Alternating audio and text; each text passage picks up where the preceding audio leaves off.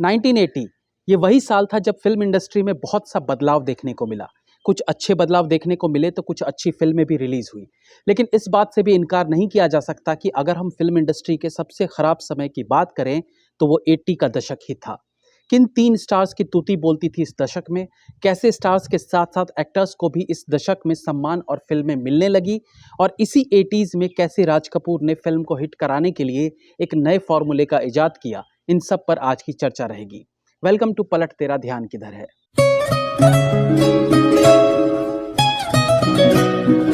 Nineteen 1980 का दशक बॉलीवुड के लिए गेम चेंजर रहा था।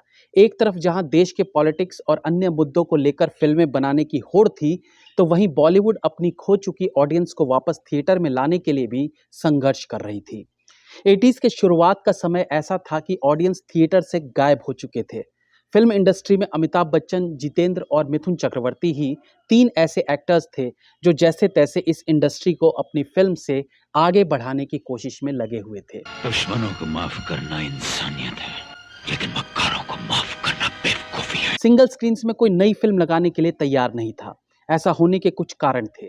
70s के आखिर में और 80s की शुरुआत में अनेकों फिल्में फ्लॉप रही। फिर वीडियो कैसेट पायरेसी का बाजार इतना बड़ा हो चुका था कि लोग थिएटर में जाकर एक फिल्म देखने से अच्छा घर पर 4 फिल्मों के कैसेट्स लाकर देखना ज्यादा पसंद करने लगे। वीडियो पायरेसी पर अंडरवर्ल्ड का कब्जा था, जिसके विरोध में पहली बार बॉलीवुड के सभी बड़े एक्टर्स सड़क पर आ गए और वीडियो पायरेसी के खिलाफ आवाज उठाने लगे। थिएटर की हालत इतनी खस्ता हो चली थी कि चंडीगढ़ के सिंगल स्क्रीन्स में 70s की पुरानी फिल्में लगा करती थी। न्यू रिलीज्ड फिल्मों का चार्म खत्म हो चुका था। जितेंद्र जो बुरे दौर से गुजर रहे थे, उन्होंने एक फिल्म प्रोड्यूस की जिसका नाम था दीदारे यार, जिसमें उनके साथ ऋषि कपूर भी थे। लेकिन ये फिल्म फ्लॉप रही, जिसके बाद वो किसी भी तरह की फिल्म करने के लिए तैयार रहते थे। उन्होंने एक नए बिजनेस की शुरुआत की जहां वो साउथ की हिट मूवीज को हिंदी में बनाने लगे। उन्हें उसमें सुनहरा भविष्य दिखा। उन्होंने साउथ सुपरस्टार एनटीआर और कृष्णा की फिल्मों का रीमेक करना शुरू कर दिया। इसमें स्टारकास्ट एकदम फिक्स्ड थी। हीरो जितेंद्र, हीरोइन श्रीदेवी या जयाप्रदा, विलन कादर खान और शक्ति कपूर, मेल सिंगर्स किशोर कुमार और फीमेल सिंगर लता मंगेशकर और आशा भोसले, म्यूजिक डायरेक्टर बप्पी लहरी और डायलॉग का जिम्मा भी कादर खान का होता था। वो साउथ की फिल्मों वाले डायलॉग्स को हिंदी में कन्वर्ट करते थे और लिरिसिस्ट इंदिवर रहते थे। ये एक स्टैंडर्ड कास्ट रहती थी। दूसरा जो स्टार इस दशक में उभरा था वो था Mithun Chakraborty. Disco dancer film से वो रातों रात स्टार बन गए और उसके बाद कुछ लगातार हिट फिल्म्स ने उन्हें सुपरस्टार बना दिया। इनके अलावा अमिताभ बच्चन इस दशक में भी कामयाब रहे थे, लेकिन इनके सुपरस्टार की उपाधि का ये आखिरी दशक भी था। 1985 की मर्द और 1986 के आखिरी रास्ता के हिट होने के बाद शहंशाह फिल्म फ्लॉप हुई और फिर ये फ्लॉप का सिलसिला सन 2000 की मोहब्बतें तक चलता रहा। इस दशक में फिल्में ना चलने का कारण था एक ही सब्जेक्ट पर धड़ल्ले से फिल्मों का बनना। ये सारी एक्शन फिल्में होती थी जिनके टाइटल में बदला, खून, कसम, इंसाफ, इंसानियत जैसे वर्ड्स का काफी यूज होता था। जैसे खून और पानी, खून का रिश्ता, खून की टक्कर, माटी मांगे खून। इसके अलावा उस वक्त की फिल्मों में लाउड एक्टिंग का बोलबाला था।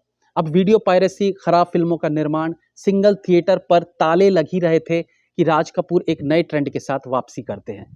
फिल्म थी राम तेरी गंगा मैली, जो 1985 में रिलीज हुई थी। पहाड़ों में कहते हैं सच्चे दिल से जिसे पुकारो वो जरूर आता है। इस फिल्म में कुछ ऐसे न्यूड सीन्स थे जो दर्शकों के लिए नया था। इस फिल्म में मंदाकिनी ने डेब्यू किया था और राज कपूर के बेटे राजीव कपूर ने काम किया था, जो एक सक्सेसफुल या पॉपुलर एक्टर नहीं थे। उसके बावजूद फिल्म हिट रही तो प्रोड्यूसर्स को समझ आ गया कि बिना खून खराबा दिखाए और बिना बड़े स्टार्स को कास्ट किए भी न्यूडिटी को सेंटर में रखकर फिल्में हिट हो सकती हैं। नतीजा कि बॉलीवुड में बी ग्रेड की फिल्मों का चलन शुरू हो गया। ये फिल्में आर्ट फिल्म्स के तौर पर भी बनी तो मैक्सिमम टाइम सेक्स का फॉर्मूला हॉरर फिल्मों में यूज किया गया। राम से ब्रदर्स ने हॉरर और सेक्स के बलबूते अपनी एक अलग ऑडियंस बना ली। इसके बाद जो एक बड़ा बदलाव इस दशक में हुआ वो था हीरो की परिभाषा में बदलाव। अब तक लंबे चौड़े सुंदर एक्टर्स को हीरो के रूप में दिखाया जाता था, लेकिन इस दशक में अनुपम खेर, नसीरुद्दीन शाह, ओमपुरी जैसे एक्टर्स ने बॉलीवुड में कदम रखा और आर्ट फिल्म और पैरेलल फिल्म को पसंद करने वाली एक ऑडियंस तैयार हुई, जिन्होंने सारांश, अर्धसत्य, आक्रोश, स्पर्श और जाने भी दो यारो जैसी फिल्मों को एक्सेप्ट करना शुरू कर दिया। सर नारायण सलोखे नाम के आदमी को जला के मारा गया है। हालांकि Pather Panchali, the world of Apu जैसी art films black and white के जमाने में भी बनती थी, बट 80s में इसका मार्केट बड़ा होता चला गया, जो आज भी कायम है। फिर भी यह दशक बॉलीवुड के लिहाज से खराब दशक कहलाता है। इस दशक में करीब 1600 फिल्मों का निर्माण हुआ था, जो उस वक्त तक किसी भी दशक में नहीं बनी। खैर, जो बची खुची उम्मीद थी भी फिल्मों से, उसे दूरदर्शन ने पूरी तरह से समाप्त कर दिया। रामायण और महाभारत जैसे सीरियल्स ने थिएटर की सीट्स पर जंग लगाने का काम कर दिया।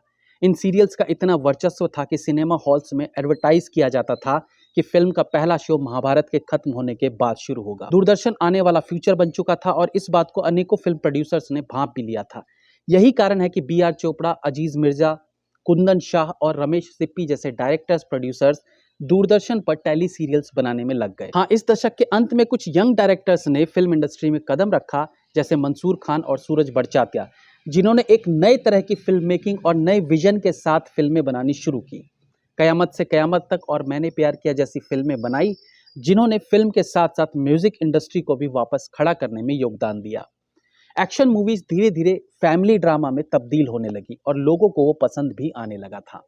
इसलिए 80s के आखिर के सालों में ऑडियंस वापस थिएटर की तरफ रुख करने लगी थी।